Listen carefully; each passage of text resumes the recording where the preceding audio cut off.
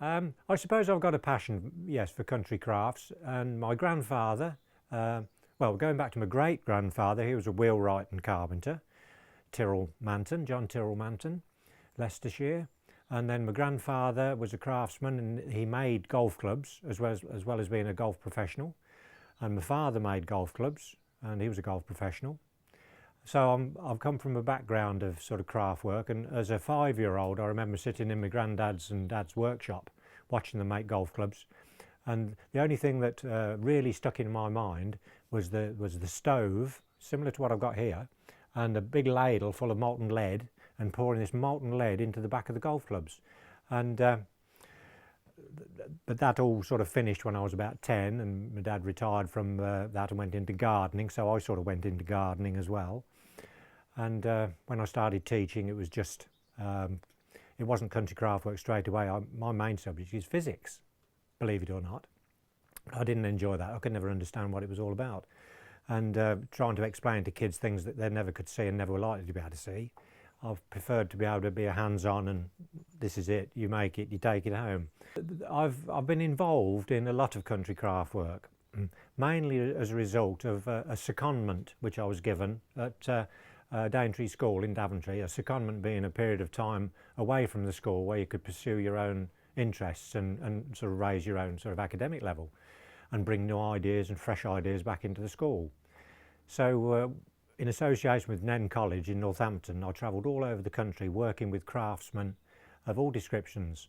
I went basket making, I went oak swill basket making up in Cumbria, I did some thatching, I did some wheelwrighting, I did some hurdle making as we're looking at today down in Dorset, and a whole range of things, bit of blacksmithing, cricket bat making. And all of these things I then sort of introduced into my syllabus in the school where I was teaching. And a lot of these things I sort of put to the back of my mind thinking, oh, when I retire I'll be able to pursue those and take them, resurrect them, which I have been doing. So the kids used to love it. The kids used to love it. They preferred rural craft work to design and technology. The crafts, one question that's often asked is, why bother teaching old crafts? And I meet pupils that have left school now, you know, they're in their 50s, and they left school, and I meet them in the street or I meet them in the pub, and they say, "Hello, Bert, I used to really enjoy your lessons." And I said, "I don't suppose you're hurdle making or thatching." "Oh no, but it opens your eyes to what's around you. I never go past a thatched building without thinking, oh, is that straw or reed, or they're making a good job of that, or I see a wattle hurdle and I've got some idea how it was made." And one thrill that for me was I was at a show making a hurdle, and I was busy with my head down weaving away, and I could hear this woman explaining to this little boy what I was doing. And she was talking about, oh, he's just picking up the bottom and he's just putting his spur rods in, and I thought, well, she knows a lot about this. And I looked up and it was an ex-pupil, and there she was telling her son all about it, the next generation. She was never ever going to be a hurdle maker, but it suddenly makes you aware of what's going on now and what's gone on in the past, and it's part of our heritage. Really, you still need a day's course, and then have the DVD to look at when you go home and think, oh, well, that's what he was doing. Because there's a lot of information to remember. It's not just some sticks stuck in the ground and weaving in and out. As a lot of people imagine. There is a system to the whole thing to make a hurdle, in particular sheep hurdles as they did years ago, that weren't going to fall apart and could be used for several seasons and be moved about every day. So you've got to have something that's substantially woven in such a way that it won't spring apart. So to have a day's course with me and then go home with a 6-foot hurdle by 3 foot high, and then read through the notes that I will go with the hurdle and the video, I would say with then practice you could learn to do the hurdle making. Whether you produce a saleable article, that's a different matter.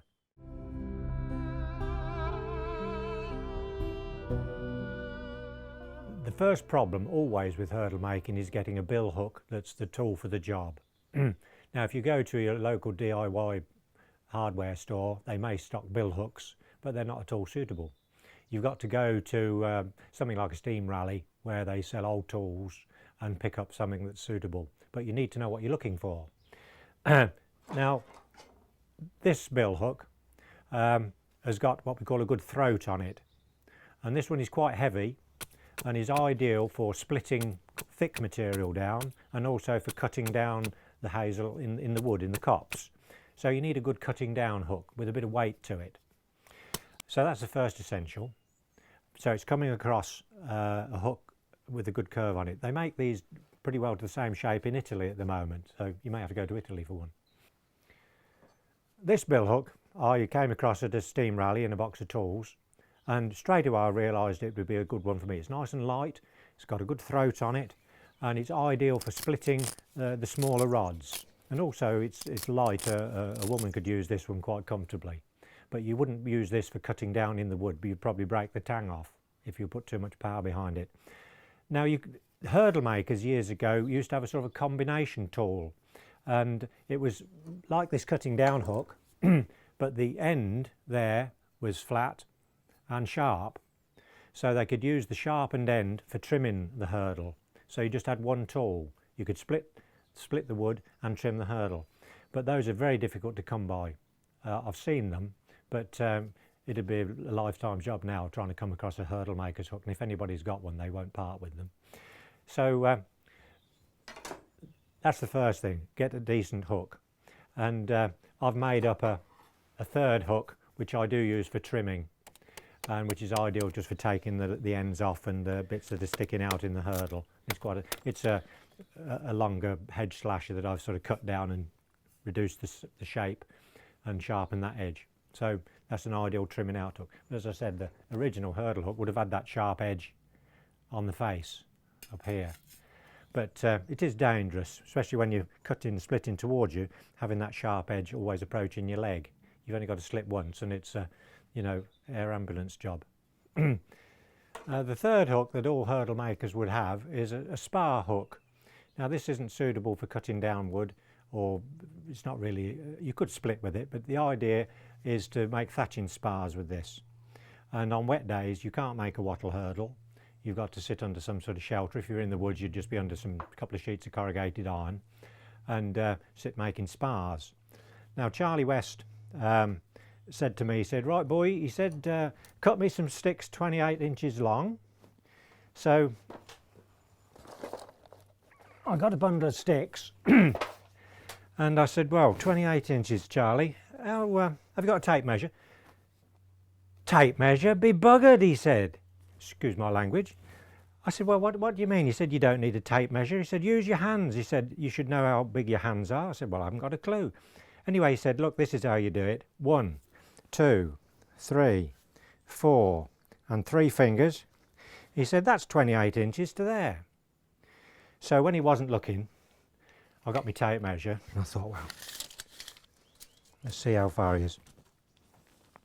28 inches. He said, it's one more thing to lose in the wood if you've got a tape measure.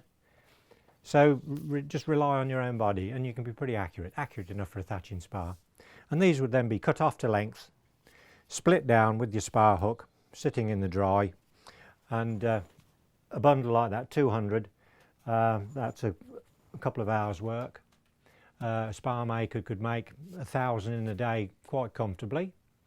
The current rate is about £110 a 1,000. And thatchers obviously going to use those in order to fix the straw, the reed to the roofs of the houses.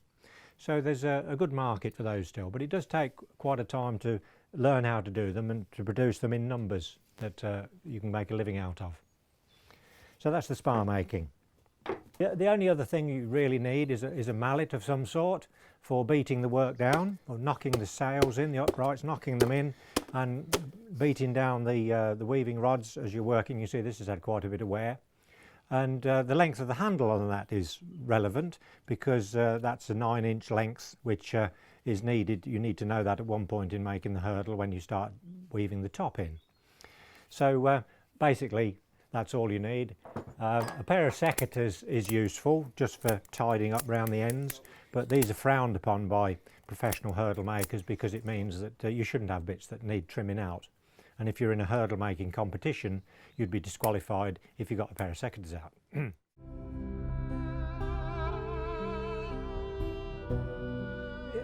What Charlie West would have liked to have done is staged a pub scene whereby everybody was dressed in sort of 19th century costume and reenacted the wood sales, which I'd imagine were pretty boisterous affairs involving quite a bit of drinking. But anyway, the wood sales used to take place in the local pubs, and if you had an estate like the Somborne estate, then in the Museum Hotel in Farnham, all the hurdle makers would get together in October and bid for the coppice that was up for sale. But before the wood sales, they would have walked through the woods looking at the quality of the hazel, so they knew what they were paying for. And the wood would previously be marked out in what we call lugs. And one lug is a square pole, a pole being 16 feet 3 inches. So 16 feet 3 inches by 16 feet 3 is a lug, and there are 160 lugs to the acre. And in 1930-ish, then a lug would sell at about 5p a lug, 5 or 6p a lug, and that worked out about £4 an acre. The bidding was pretty fierce, and you had to take into account the fact that some of the hazel was under the canopy of trees, and so you would want to pay less for that because it wouldn't be such good quality. But you only had to pay 10% down on your bid, and the rest of the payment would be the next October after you'd spent the winter working and selling your hurdles. If you didn't pay up, you were blacklisted from any further wood sales, and that was the end of your hurdle making career and your family. So everybody abided by that rule, 10% down, pay when you've made your money, which was a good system really. The woods were sort of marked out, as I say, in lugs, and so you knew how big the areas were. When you went into a wood, there'd be marker posts that had been knocked in, and I don't know if you can see this. These Roman numerals at the top, XX1, 21, that's plot 21 on the wood sale. And plot 21 had an area of 20, 40, 60, 85 lugs. The horizontal line was 20 lugs. So it's 20, 40, 60, 85 lugs. So you knew when you'd walk through the wood, you'd make a note of that particular marker post, and so you knew which area they were selling off when you came to sit down in the pub. So that was an important part of marking the woods out. And they used to use a rod of 16 foot 3 inches isn't an easy length to wield when you're walking through a coppice. So they usually used an 8 foot 1.5 inch rod when they were marking out the coppices for the sale. So the work took place from October till traditionally the 21st of March, and then that was the end of the hurdle making season. That allowed regrowth to start, and the hurdle makers then would either carry on making spars if they got a stock of wood in for the winter, or doing other jobs, farm work through the spring and summer, and then back into the hurdle making in the autumn. So you don't make hurdles, or you shouldn't be cutting hazel through the summer. The coppice system was working really well up till about 1919, and the coppices in this country were well managed until the Forestry Commission came along with their bright idea of planting conifers, which sort of blacked out all the undergrowth, and a lot of the wildlife went, and the hazel died out. And anyway, the Forestry Commission has now made atonement for itself by planting up more hazel coppices, and realised that they were killing off that side of the industry. The time I was working with Charlie West in the wood, I once said to him, when you were working with your father, Charlie, what did you used to talk about? You used to sort of gossip about whatever political situation or what? He said, the conversation consisted of me saying nothing and my dad saying, come on, buck up, which said it all really, because you're under pressure all the time, to get the output of the hurdles that were on order.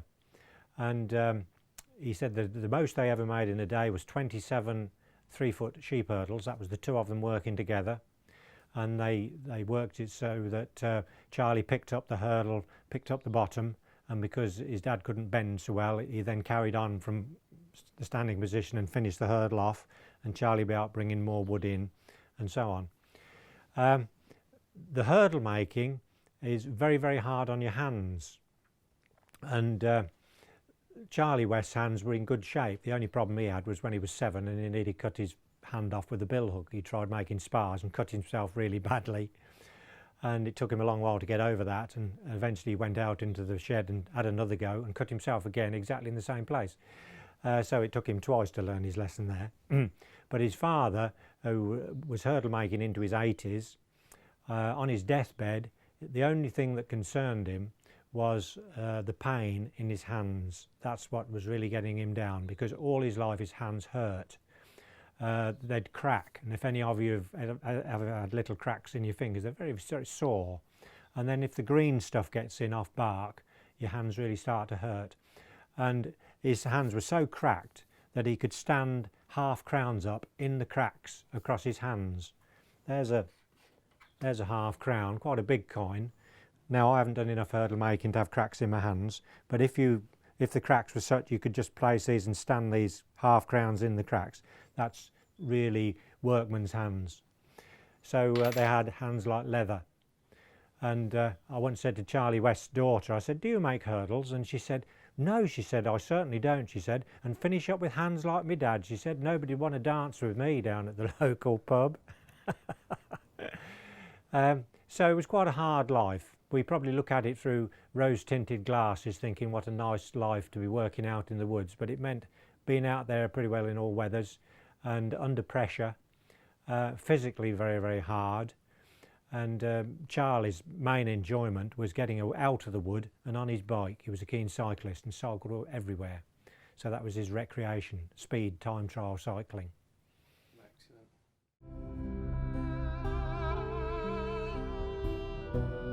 The Coppice didn't just provide hurdles. It might be worth just looking at this little hurdle here. I've got this as a little model. You know, we were talking about teaching people how to make hurdles, and when I'm doing a hurdle making course, we make one full size outside, and then we come in here and we make little mini ones, which you can do without making your hands bleed.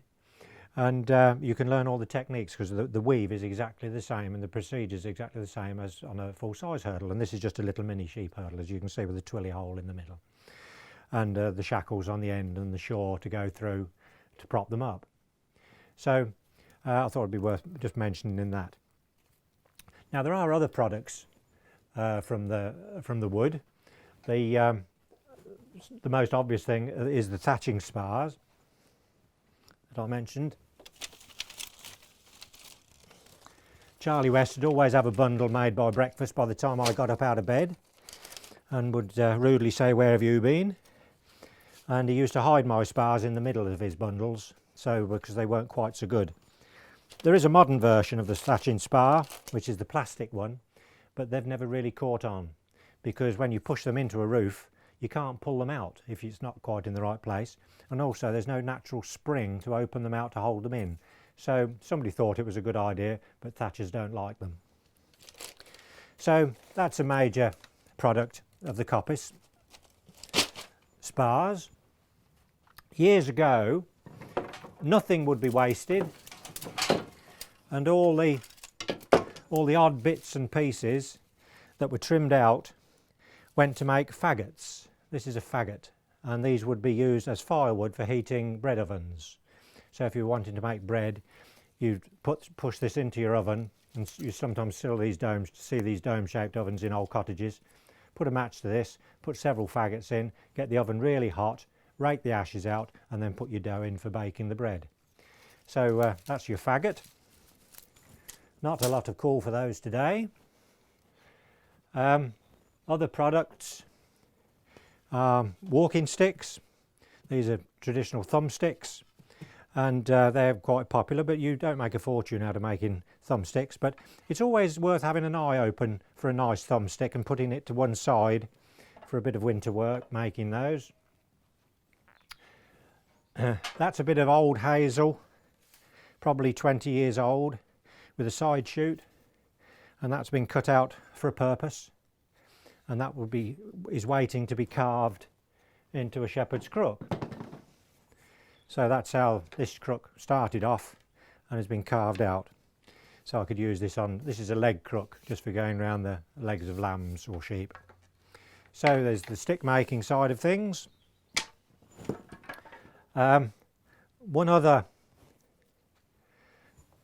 although this is just a model, this is just a little chair, little rocking chair made out of hazel, but you could make the whole thing a lot bigger and still make it out of hazel.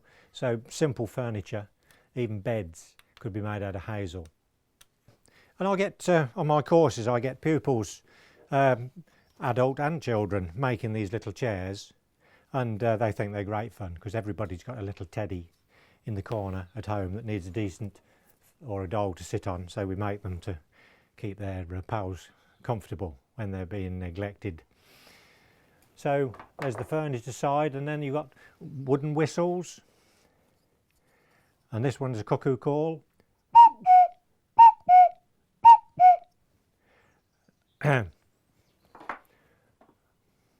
Years ago, people would be quite happy to make simple things to amuse children, and this is just a little cockerel made out of a fork of hazel, no batteries needed. And there doesn't seem to be much place these days for dads sitting in the shed making things for the children, because if it doesn't plug in, children tend not to want to know. The gypsies were always very keen on getting hold of hazel whenever they could to make their clothes pegs and even tent pegs.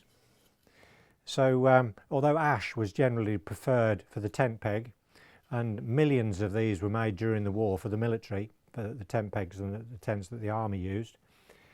So there's just a few of the products, as well as the traditional water divining rod, which is generally made of hazel, but it doesn't really matter what it's made of.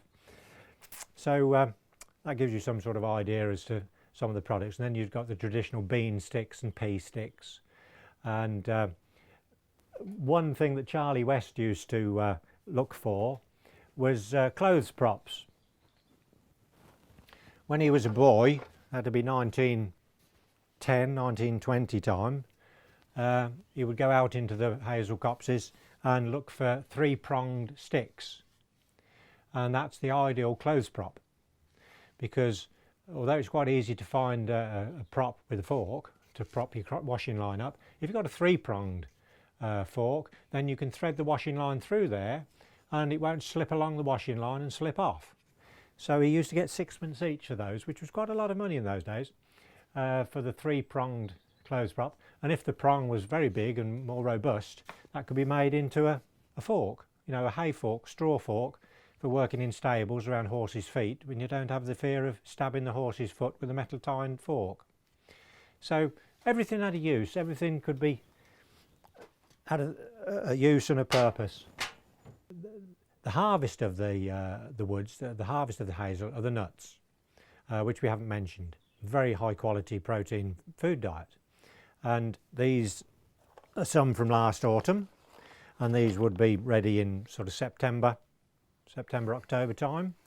And if you get a particularly good crop of nuts, then you can put sheets down underneath the trees and with a long stick go and rattle them off, and then pick them up and bring them in and dry them out on the garage floor, and they'll last well through the winter. So these, as I say, very high protein food, ground into a flour, make wonderful type of bread, nut cake. Just put your hand in it. And one little animal that used to really rely on the nut was, of course, the dormouse, which was quite a common thing in the coppices years ago. And it'd be quite usual when you were coppicing to come across perhaps half a dozen dormice hibernating through the winter, and they'd have a little nut by them, and then the next one dormouse you'd find, it had probably chewed its way into the nut and eaten the contents. And Charlie West's father used to call the dormouse the seven sleep, because it used to wake up about 6 or 7 times during the winter and then get its head down again when it realised it wasn't spring. But that's a rarity now to come across the dormouse, although some of the old varieties of dormouse are being reintroduced into this country. So that's a very important part, the nut harvest. I once said to Charlie West, I said, how would you define a craftsman?